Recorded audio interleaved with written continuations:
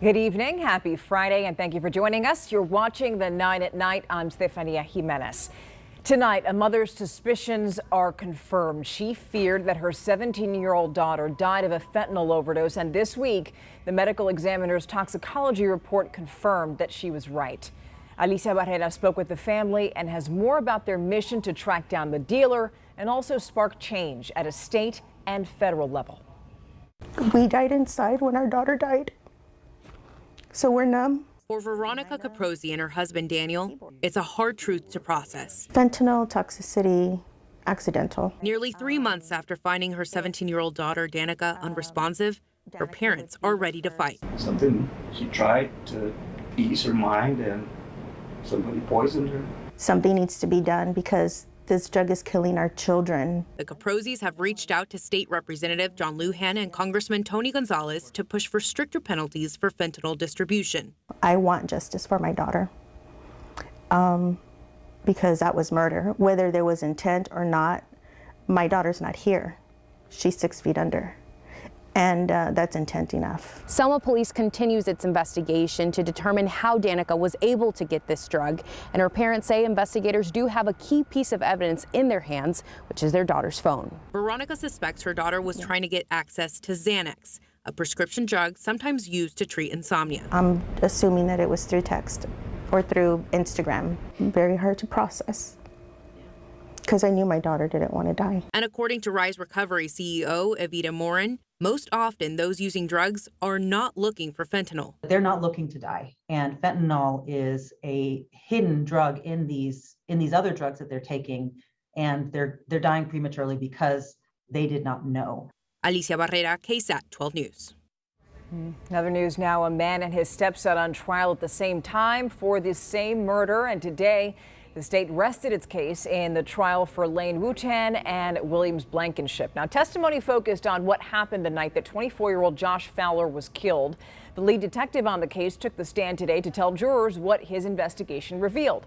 And Fowler and another friend had a run-in with Wu-Tan earlier in the day on December 8th of 2020. And later, while Fowler and his friend were at another friend's house, Wu-Tan showed up with his mother and stepfather, Williams Blankenship. Now, Fowler got into a fight with Wu-Tan, and at some point he was shot, but by who?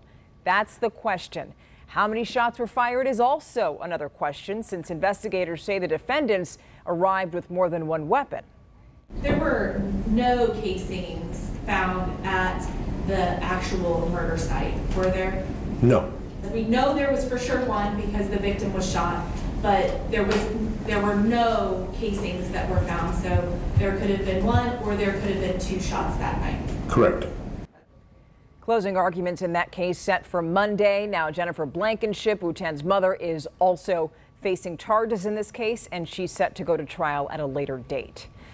In other news, a handful of people in the downtown area are looking for some place to stay tonight after being forced out by fire. This happened on the 800 block of Quincy. When firefighters got there, they found smoke coming from the back of a home that had multiple rental units. It took them about 20 minutes to put it out, and everyone got out safely, but fire investigators told us the damage was so extensive that no one's going to be able to stay there.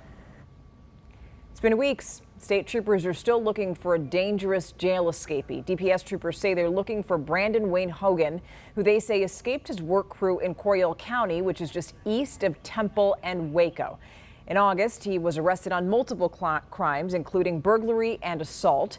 And then on September 26th, DPS says that he escaped and he's been on the run ever since. Now, here's a better description of him. He's 5'10", about 170 pounds, with tattoos on both of his arms. Investigators say he is considered dangerous, so if you do see him, don't approach him. What you do is call the Texas Crime Stoppers, which is the number that you see on your screen. It's 1-800-252-TIPS. San Antonio police trying to figure out why a man was running for help at a West Side motel. Around 9:30 this morning, the man ran up to staff with his hands zip-tied. He said he'd been robbed. When police arrived, they noticed a car that matched his description, and when the people inside the vehicle saw police, police say they took off. But police did catch up with them off of Medina Valley Road under Loop 410, and they took a 17 and 18-year-old into custody. But right now, they're not sure if this was random or if the man who was zip-tied knew the suspects. A woman in critical condition this evening after she was hit by a car early this morning. Happened around 2 in the 64,000 block of I-10 West near Balcones Road, which is on the city's northwest side. Police say that she was walking along the access road when a car hit her. The driver did stop to help, so that person isn't going to be charged. It's a case that's gone cold. No suspects, no leads. San Antonio police and Crime Stoppers now want your help to figure out who killed a man back in 2016. Today marks 6 years since 37-year-old Guadalupe Cantu was killed.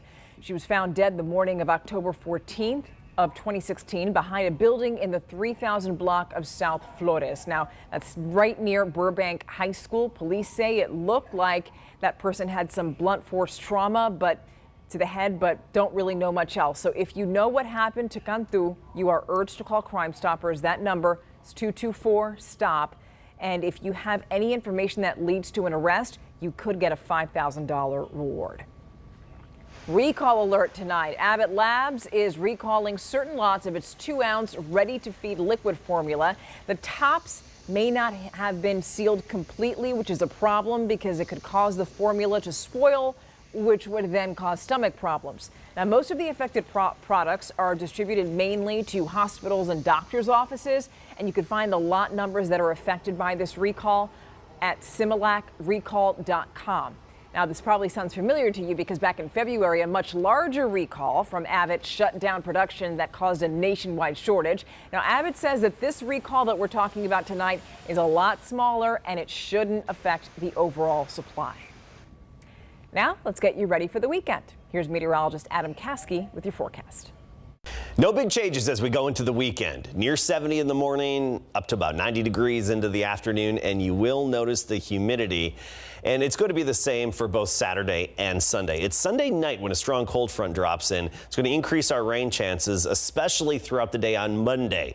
Some numerous showers and thunderstorms across south and central Texas, bringing us some accumulations of 1 to 2 inches in several neighborhoods, I think. That'll be on the day at Monday, near 70 on Monday, but even cooler by Wednesday morning. We're down near 50 degrees to start the day on Wednesday. And even with sunshine, we're looking at low to mid 70s starting Tuesday of next week. In the 50s, I'll take it. Now, before we leave, we want to tell you about something. It's not just a mobility tool, but also a symbol of strength. Today, the Lighthouse for the Blind honored White Cane Awareness Day. The Lighthouse offers access to low vision devices and training, which is something that a lot of healthcare providers, frankly, don't. This morning at Beautify San Antonio Park, dozens of local visually impaired men and women gathered for free resources to help them better navigate life using a white cane. The white cane is a symbol of how people who are visually impaired or blind learn to overcome their disability and maintain their independence and live a fulfilled life. It means the world to me because to see so many different strong people who are going through this life-binding thing that we're all connected to, it's inspirational. Yeah, and it also helps them be somewhat independent. That person that you just heard from has something called retinitis pigmentosa and says that events like this are about community and also awareness of life with a low vision. Well, just like that, we are out of time. The 9 at Night returns on Monday. Have a fabulous weekend. We'll see you then.